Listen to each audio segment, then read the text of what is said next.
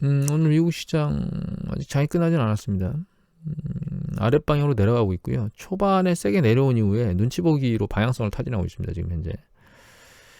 유럽도 어제 그렇게 좋지는 않았어요. 오늘 경제 지표 나온 것 중에 보면 그 유럽 같은 경우에 유럽 그 경제 심리 지수가 기대치보다 높게 나왔거든요.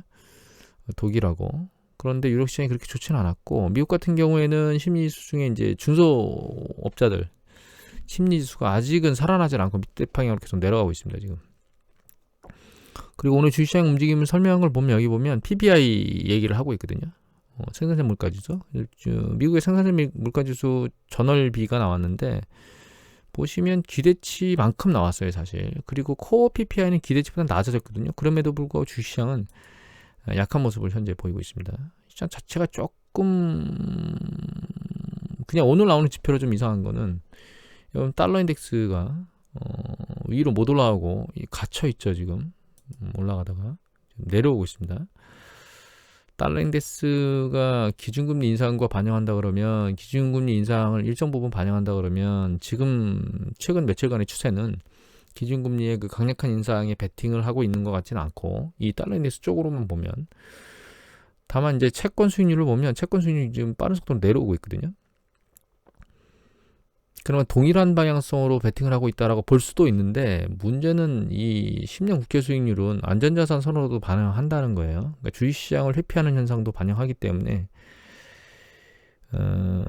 기준금리를 빨리 안 올린다는 입장에서 놓고 보면 긍정적인 이슈로 받아들여야 되고, 그러면 주가는 윗방향으로 움직여야 되는데, 얘는 달러 인덱스는 아랫방향으로 움직이고 있는데 얘가 흔들린다는 얘기는 이 채권 수익률 자체가 투자 위험 회피, 그러니까 금리 인상이 빠른 속도로 안 일어날 거기 때문에 내려가는 게 아니고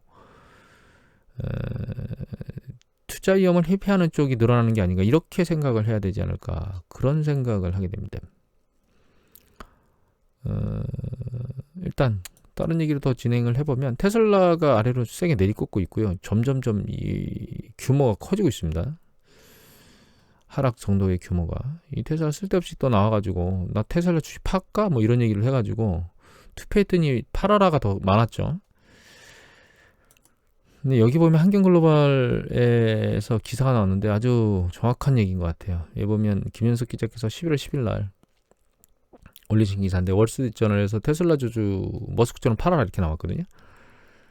근데 여기 보면 이 맥키토시 컬럼니스트가 월스트리트저널에 테슬라는 세 가지 강력한 추세의 교차점이 있으며 그중 하나가 바뀌면 주가가 급락할 수 있다라고 하는 세 가지 추세를 설명했는데, 밀어 올린 이유 첫 번째가 밈이고, 테슬라는 머스크를 따르는 사람들의 밈 지식이라는 얘기인데, 판매량, 경쟁, 마진, 보조금 등 현실과는 전혀 상관없이 머스크는 테슬라 주식을 적극적으로 사들이고 홍보하는 지지자들을 끌어모아서 결과적으로는 기업 가치와 상관없이 굉장히 많이 올랐다는 뜻입니다. 두 번째는 머나먼 미래에 투자하려는 투자자들의 의지인데, 테슬라는 현재 아주 많은 돈을 벌지 못하거나 실제로 많은 차를 팔지도 못하는데 올해 90만 대, 이게 많은 차를 못 판다는 의미가 주식가치 대비해서 그런 겁니다. 현재 주가 대비. 올해 90만 대의 인도가 추정되는데, 현재 테슬라 주가는 차 한 대를 약 13억 달러, 13억 원, 좀 넘는 거죠. 한 14억 원 정도의 가격에 팔고 있다는 거예요. 그 정도 매출로 인지하고 주가가 가 있다는 얘기입니다. 근데 그만큼 테슬라 가치는 올해나 내년의 매출이 아니라 먼 미래의 매출의 이익을 막 당겨가지고 현재까지 끄집어내서 그걸 그 주가에 반영하고 있거든요. 그래서 펍에서 보면 300배가 넘죠. 300배 후반대에 있는데, 그런데 문제는 이런 테슬라의 낮은 그러니까 이런 상황은 테슬라가 낮은 장기 금리의 가장 큰 수혜주라고 덧붙였다는 거예요. 이런 대부분의 성향이 다 정보통신 기술 쪽 주식이 여기에 해당하거든요. 근데 그거보다 더 많이 테슬라는 반영이 되고 있거든요. 과도한 무리라는 거죠. 뭐 예를 들면 구글이라든가 페이스북이라든가 이런 쪽에, 애플이라든가 가지고 있는 배수보다 훨씬 더 높은 배수를 가지고 있기 때문에. 그리고 세 번째는 친환경 녹색 기술에 대한 열망인데, 현재 전기차를 만드는 것이 대단한 일로 평가되고 있고, 정부는 전기차 보조금을 확대 지원하고 있으면 테슬라는 그런 지원을 등에 업고 있고, 투자자도 탄소 배출 감축을 위해 행동하겠다고 맹세하고 있는데, 이것도 주식을 밀어올린 요인 중에 하나라는 겁니다. 세 개 전부 다 현재 기업 가치를 반영하는 것은 없어요. 물론 미래의 기업 가치를 반영한다 하더라도 너무 높다는 사실 생각을 하고 있습니다. 저는 개인적으로. 그래서 테슬라는 분석의 의미가 없습니다, 사실. 근데 여기 이런 추세 중에서 어느 것도 더 진전될 수 있는데, 그러니까 더 나갈 수는 있는데 신뢰할 수 있는 건 아니라고. 민주식은 일단 큰 변동성을 보이는 경향이 있기 때문에 껌뻑하면 확 내려갈 수 있다는 뜻이고요. 그 다음에 투자자들이 경기 회복 쪽으로 기울게 되면 장기 금리는 이제 상승하게 되겠죠. 그러면 고퍼주들은 약해지는 성향을 가지고 있습니다. 그 다음에 전기차에 많은 돈을 넣은 투자자들이 사업이 성숙해지면 판매량을 달성하고 이익을 내라고 요구할 건데, 지금 현재 테슬라가 실제로 이익을 그렇게 많이 내느냐, 현재 주가 상황을 설명해 줄 수 있을 만큼 내는 건 아니라는 거죠. 그런데 시간이 지나면 지날수록 이런 압력이 세질 거고, 그것을 달성하지 못하면 어느 순간에 갑자기 급락할 수 있다, 이런 얘기를 하는 겁니다. 테슬라가 어떻게 될지를 판단하는 건 사실 럭비공을 떨어뜨려 가지고 사방으로 튀는, 어느 쪽으로 튈지를 맞춰야 되는 그런 거하고 똑같은 것 같아요. 다만 현재 기업 가치 혹은 미래 가치를 소급해서 본다 하더라도 너무 과도한 버즈가 가는 건 맞다. 그러면 이런 상황에서는 한번 털고 뒤로 물러나야 되는 게 아닌가라는 생각을 월스트리트저널에서 말을 한다는 거죠. 제 생각에는 맞는 것 같습니다. 거기다 테슬라가 또 팔겠다라고 기름을 부었잖아요. 참, 제가 누차 말씀드리는데 글로벌 기업을 경영할 만한 인격을 가진 사람은 아니라고 저는 보고 있습니다. 그 다음에 조용히 가고 있던 헝다그룹 얘기가 다시 솟아올랐는데, 연준에서 경제에 충격을 줄 수 있다고 경고하는 바람에 올라왔거든요. 기사를 하나 보면, 이 기사는 뉴스이스 기사고요. 11월 9일자로 임종민 기자께서 올리신 거거든요. 여기 보면은 제2의 중국판 리먼 브라더스 사태로 확장될 수 있다는 주장에 무게가 실리고 있다라고 얘기가 돼 있잖아요.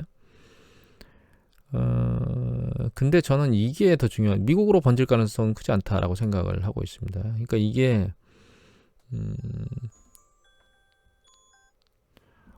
이게 왜 이런 생각을 하냐면, 그 미국이라는 금융시장이 가지고 있는 글로벌의 그 얼기설기 엮여 있는 금융 시스템을 중국의 금융시장이 이렇게 가지고 있지는 않거든요.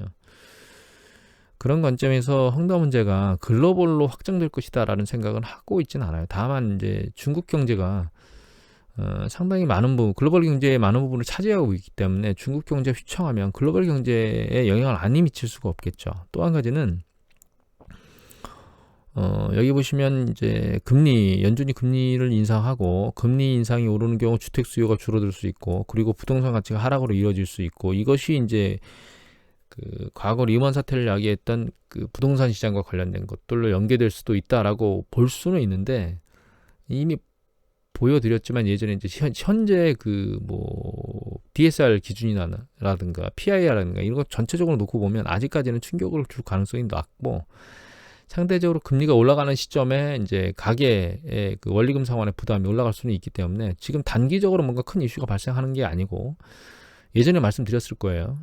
다음번 경기 수축 국면이 발생했을 때 주택 시장에 대한 부분의 문제 하나 하고, 그 다음에 하이힐드 채권 쪽에 신용이 너무 많이 팽창돼서 아직 그 버블이 꺼지질 않았었거든요. 코로나 팬데믹 때. 그 두 가지 문제가 시장을 세게 짓누를 수도 있다. 거기에 대한 이제 플러스로 보면 주식시장이 상당히 많이 올라와 있기 때문에 이 세 가지 요인으로 상당히 깊은 고를 만들 수도 있을 것 같다라는 얘기를 드린 적이 있죠.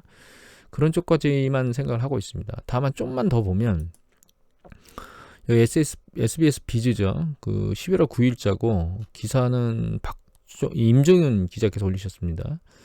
헝다 본사 계열사가 달러 이자를 아직 못 내고 있는 거예요. 그러니까 헝다 그러면 이제 해외 달러 이자를 바로 못 내고 좀 유예 기간을 있다가 30일 거의 다 냈죠. 근데 헝다그룹 본사에 이어 계열사도 달러와 채권 이자를 지급하지 못한 것으로 전해졌다는 거예요.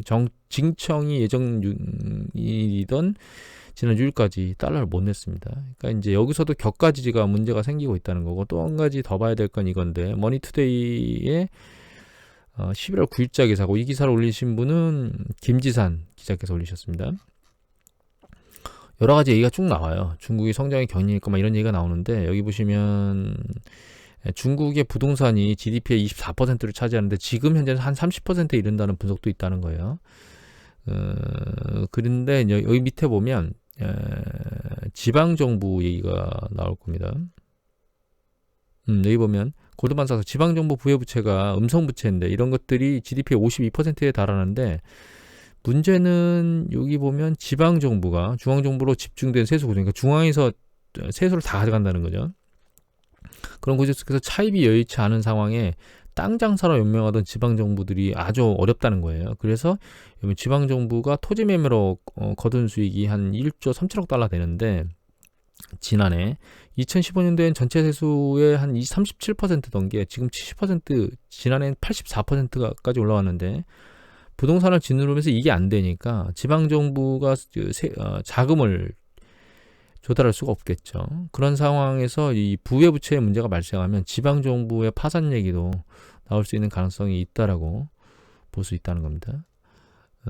또 한 가지 더 중요한 건 이 중앙정부, 중국 정부가 선택한 거는 성장이 아니고 공동부유, 온 인민이 잘 살 수 있는. 근데 문제는 이게 시진핑의 3년임 때문에 이런 액션들을 취하고 있는데 이런 3년임이 내년 10월 정도에나 확정이 될 거기 때문에 큰 상황의 변화, 지금 현재 정책 변화의 큰 방향 전환은 없을 거라는 게 일단 전반적인 시각이고요.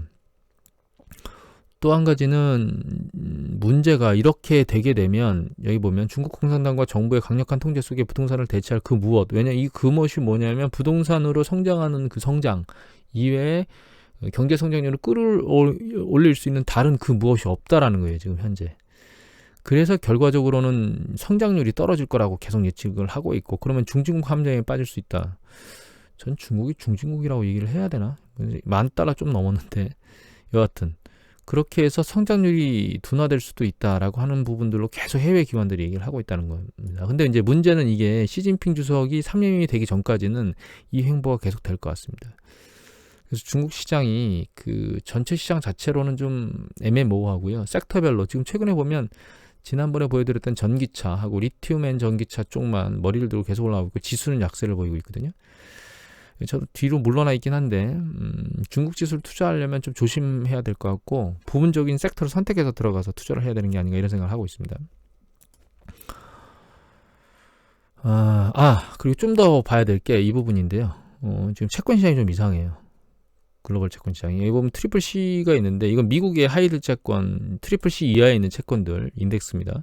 그거 수익률이거든요. 수익률인데 보시면 올라가다가 책 올라가다 보면 추세 패턴이 그렇게 크게 급격하지는 않거든요. 지금 최근 추세를 보면 그죠? 급격하지 않죠. 그런데 이게 이머징 마켓의 그 회사채, 전체 회사채거든요. 얘가 약간 머리를 들고 있어요. 근데 여기 이제 급등했던 패턴이 여기, 최근 들리는 게 머리가 여기, 금리가 인상 국면에 있으니까 이 정도 들리는 거 뭐 크게 문제가 없다라고 볼 수 있는데, 이게 하이힐드로 넘어가면, 이게 하이힐드입니다. 하이힐드로 넘어가면 지난번에 급등의 시기가 여기거든요. 근데 이거 속도 굉장히 빨라요. 올라가는 속도 보시면, 자, 그래서 강도가 빠르죠. 이거 올라가는 강도가 여기 빨라지게 올라가고 있습니다. 얘가 이렇게. 그리고 여기 보시면 이게 이제 투자 등급의 채권 회사채거든요. 이머징 마켓에. 근데 이게 보시면 올라가다가 지금 멈췄죠. 상승 강도가. 그런데 하이힐드는 멈추는 게 아니고 계속 치고 올라가고 있습니다. 지금. 그래서 보면 스프레드가 이거는 이제 아시아 지역이네요. 잠깐 스프레드가 어느 거였지? 요게 스프레드네. 처음 봤던 게. 이게 스프레드고. 죄송합니다. 이게 이머징 마켓 스프레드, 요게 이머징 마켓 스프레드고, 얘가 하이힐드 채권 수익률 올라가는 거. 얘가 이머징 아시아 지역만. 근데 보시면 이거는 이머징 전체 지역이거든요. 전체 지역 올라가는 정도 요 정도고, 아시아 지역은 굉장히 빨라요. 그죠? 강도가 여기하고 차이가 크죠. 쭉 올라가죠. 얘가 직전 급등했던 것만큼 따라 올라오고 있습니다. 지금. 그래서 이머징 시장 쪽에, 특히 아시아 이머징 시장 쪽에 하이힐드 채권 수익률이 굉장히 빨리 올라가고 있는데, 얘가 중국의 영향을 지금 받고 있는 것 같아요. 시장이 약간 안 좋은 움직임들을 보이고 있다, 이렇게 봐야 될 것 같고, 추가적으로 에너지 쪽이만 잠깐 볼게요. 유가가 다시 고점을 뚫러 올라가고 움직이고 있고, 그 다음에 천연가스는 밑으로 내려왔습니다. 근데 유가는 아직 잠재워지질 않고 있고요. 석탄 가격도 급락하면서 일정 부분 안정화 국면에 들어와 있습니다. 그리고 구리, 이건 알루미늄입니다. 알루미늄 꽤 많이 내려와서 있고, 구리 같은 경우에도 아직은 방향성이 좀 일정 부분 과거에 올라왔던 패턴에서 안정화되고 있는 상황입니다. 다만 알루미늄과 구리의 재고량은 아직도 계속 빠지고 있습니다. 여기 보시면 이건 알루미늄이거든요. 이 노란 게 재고인데 재고 계속 빠지고 있습니다. LME 재고량이. 이게 알루미늄이거든요. 이게 구리거든요. 이게 구리입니다. 구리 같은 경우는 계속 빠지고 있죠. 근데 이 빠지는 상황에서 알루미늄 가격이나 이런 구리 가격이 급격히 튀지 않는 현상을 보인다는 건 일정 부분은 잡힌 게 아닌가라는 생각을 하고 있습니다. 그래서 천연가스나 혹은 석탄, 알루미늄, 구리 같은 경우에는 원자재 가격의 상승 그 강도가 이제 일정 부분 잡힌 것 같고, 아직 유가에 대해서는 그 시그널이 나왔다라고 보기는 좀 어려울 것 같고 좀 더 지켜봐야 될 것 같아요. 나머지로 두 개만 더 볼까요? 주제하고 상관없는 건데, 여기 보면 조선일보 기사고요. 11월 8일자 기사입니다. 정철환 기자인데, 정철환 특파원께서 올린 기사인데, 이 보수 중심으로 잃어버린 영국을 되찾겠다고 꾸물꾸물 흔들어가지고 브렉시트를 하겠다고 해서 국민투표에 붙여가지고 결과적으로 51.9%로 브렉시트로 EU를 탈퇴했거든요. 근데 영국이, 이건 이미 탈퇴 전에도 많은 연구 기관들이 이거 탈퇴했다간 영국이 손실이 엄청날 거다라고 하는 얘기들을 이미 했었습니다. 근데 요번에도 또 여기 이거 보면 영국의 재무부 산하예요. 그러니까 결과적으로 영국 정부잖아요. 재무부 산하의 예산청에서 의회에 제출한 보고서에 여기 보시면 영국 무역이 앞으로 15년간 입을 손실을 국민 1인당 1250파운드 약 200만 원으로 추정했다. 얻어지는 이익보다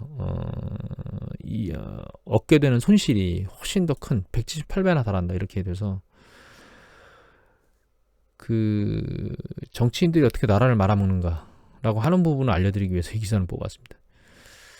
국가가 성장하는 단계 쪽으로 잘 안 하고 정치적 행보를 위해서 국가를 잘못 끌고 나가는 그런 행보가 있다라고 하는 것. 이제 다음엔 제가 독일과 관련된 얘기를 한번 드릴게요. 얼마나 독일 정치인들이 영국과는 다르게 움직이는지. 오늘은 그건 거론하지 않도록 하겠습니다.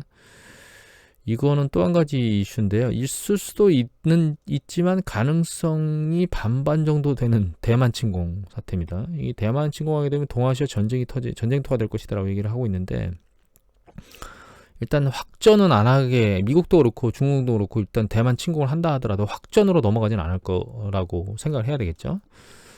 근데 제일 밑에 보면 이런 얘기가 나옵니다. 어떤 얘기가 나오냐면, 여기 보시면